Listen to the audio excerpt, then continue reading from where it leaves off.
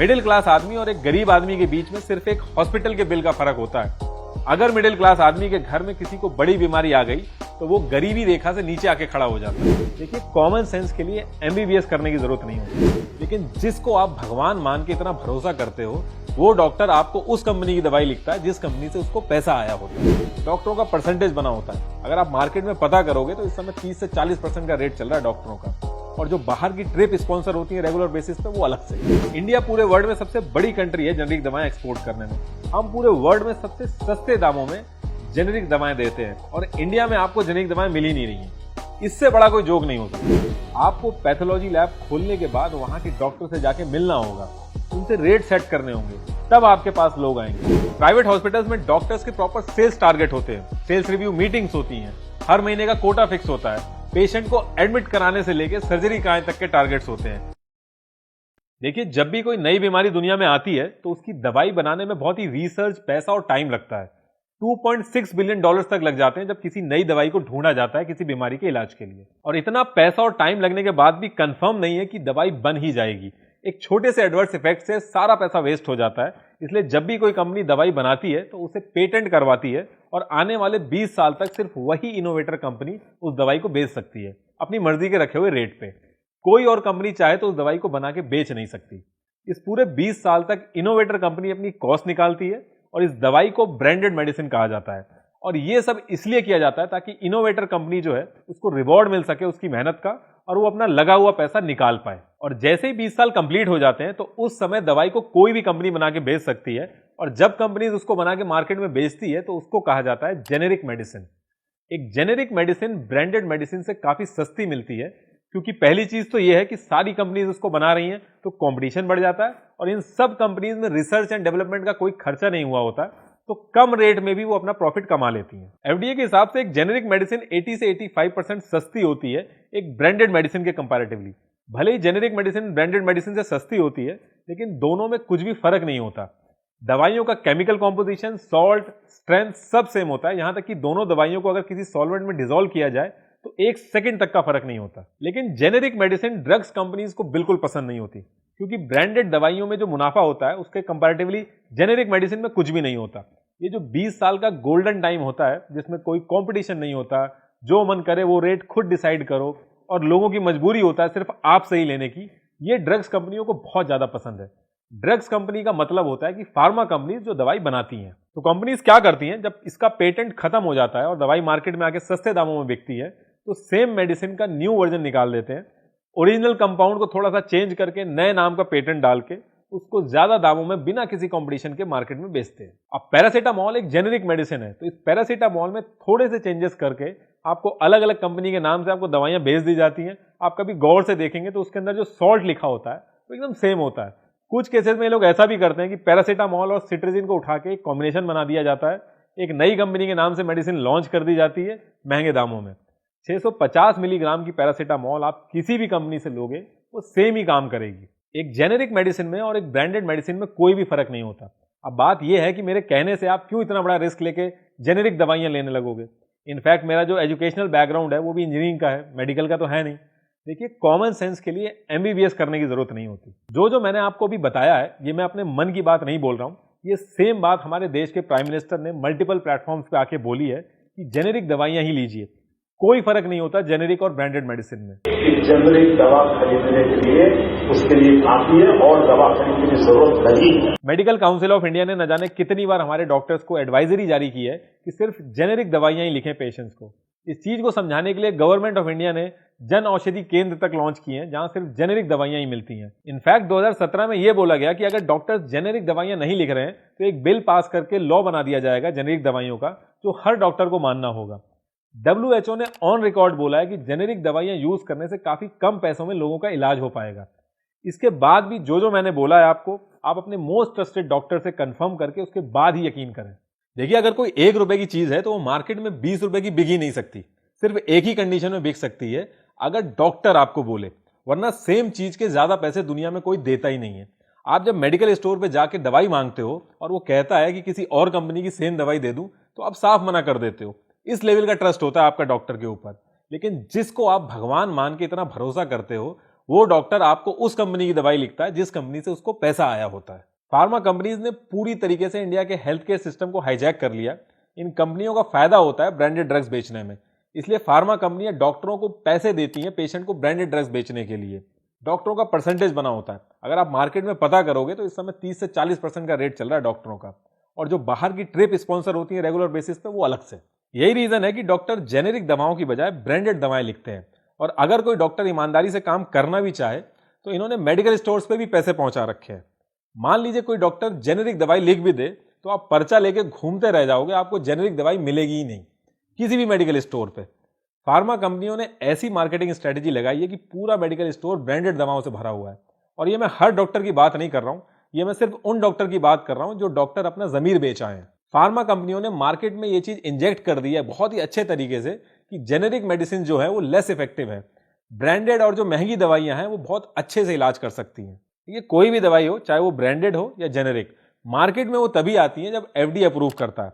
अगर जेनेरिक दवाई less effective होती तो वो मार्केट में आ ही नहीं सकती। जेनेरिक हो या ब्रांडेड, दोनों medicine same set of testing से पास होती हैं तभी मार्केट में आती हैं। इसके साथ साथ इंडिया के अंदर दवाई बनाने वाली जो कंपनियां हैं वो अपने नाम से दवाइयां बना रही हैं, अपने नाम से जीएसटी कटवा के दवाइयां बेच रही है, उसके नाम से डिस्ट्रीब्यूशन हो रहा है।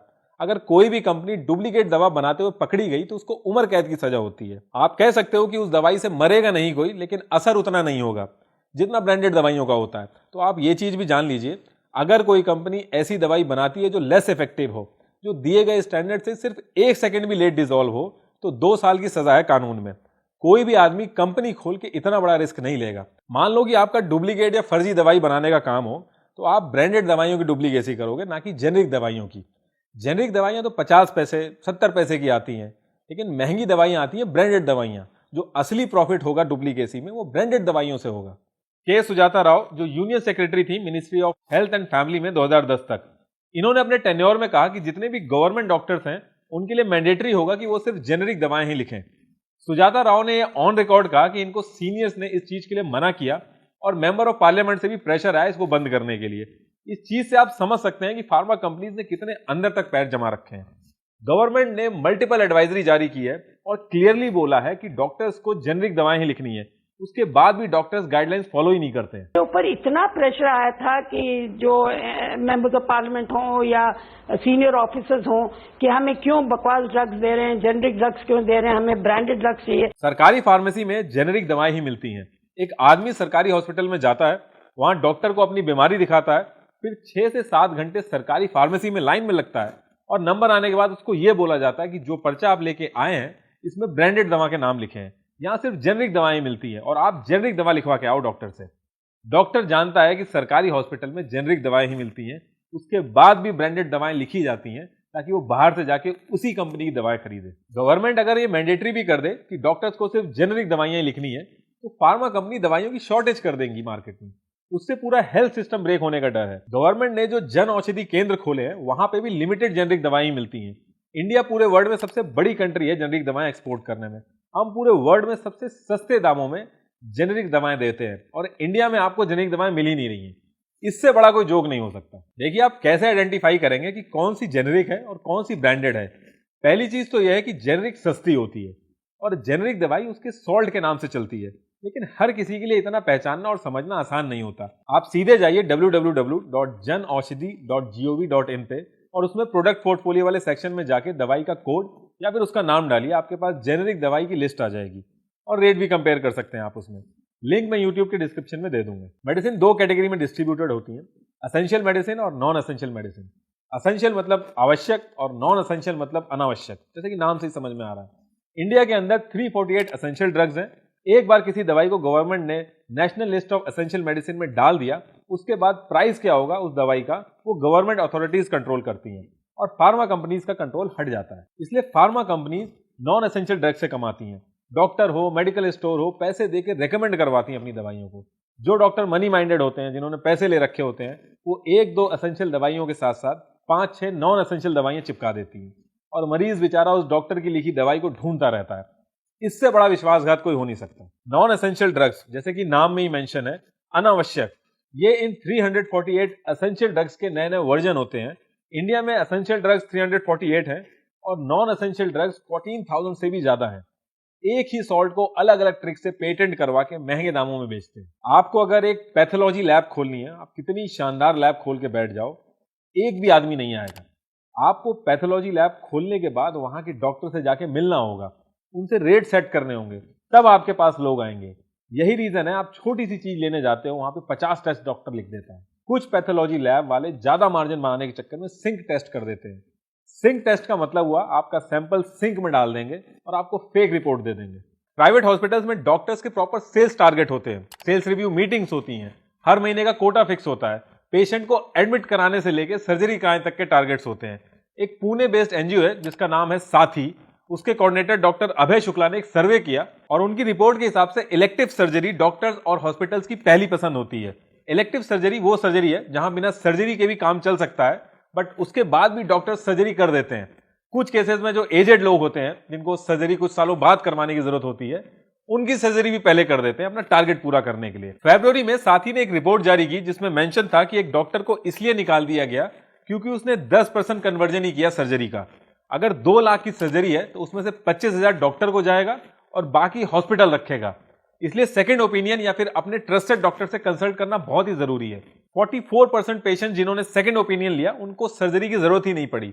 आप जब भी कोई इलाज करवाने जाते हैं आपको डिस्चार्ज समरी दी जाती है, उसमें स्टेप बाय स्टेप बताया जाता है कि क्या दिक्कत थी और सर्जरी क्यों की गई। आप देखेंगे मैक्सिमम हॉस्पिटल्स में ये जो डिस्चार्ज रिपोर्ट होती है देते ही नहीं है। 2/3 ऑफ द पॉपुलेशन गरीबी से जूझ रही है, उसको रोटी तक नसीब नहीं हो रही है, उसको आप ब्रांडेड मेडिसिन लेने पे मजबूर करेंगे तो वो मर ही जाएगा।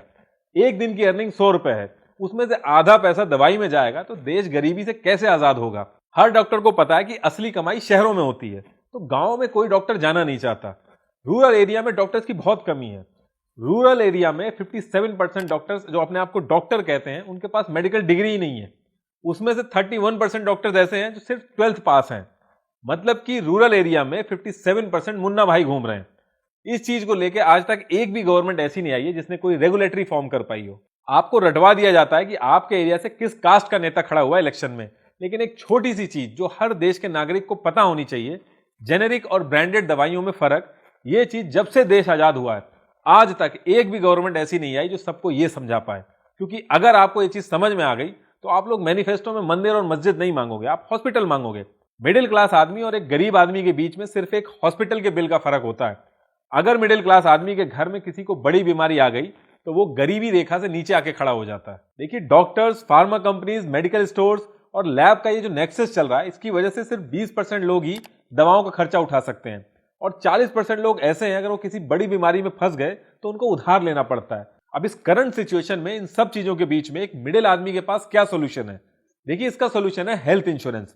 अब आपको कैसे पता चलेगा कि आप किस कैटेगरी में आते हैं और हेल्थ इंश्योरेंस आपके लिए जरूरी भी है कि नहीं? आपको अपने आप से यह क्वेश्चन पूछना है कि कल को आपके घर में अगर कोई बड़ी बीमारी हो जाती है और आपको हॉस्पिटल जाना पड़े तो क्या आपके पास 7 से 8 लाख रुपए, इससे कम में कोई हॉस्पिटल छोड़ता नहीं है अगर बड़ी बीमारी हो, तो क्या आपकी फाइनेंशियल कंडीशन बिना किसी से उधार लिए, बिना अपने आप को किसी मुसीबत में डाले इतने पैसों को आराम से दे सकती है?